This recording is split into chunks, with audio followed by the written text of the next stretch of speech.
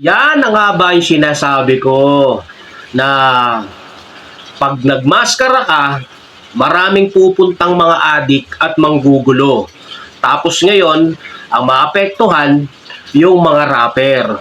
Katulad na ito ngayon, na kakasuhan to.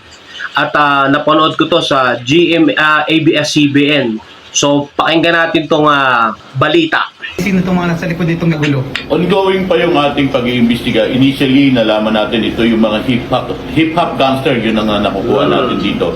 At na-influensyahan sila ng isang rapper na hindi na muna natin babanggitin. Pero nakita naman natin sa social media kung sino ito.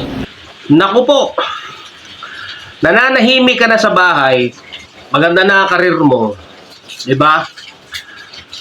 Maganda na karir mo, umuusad na. Dapat kasi, hindi na kayo nagmaskara. Walang problema sa pagrarally, laban yan sa korupsyon eh. Kaya di ba nasabi ko nga na mainit masyado ang gobyerno ngayon.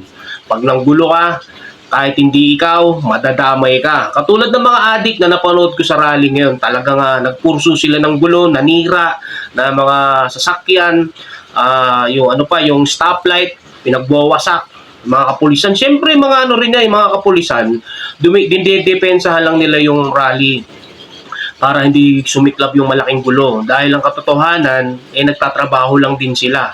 Wala naman sila, hindi naman nila pinoprotektahan yung mga na yan. Pero siyempre, tawag ng trabaho nila yan eh. Pero ngayon, kakasuhan kayo, napakahirap nan.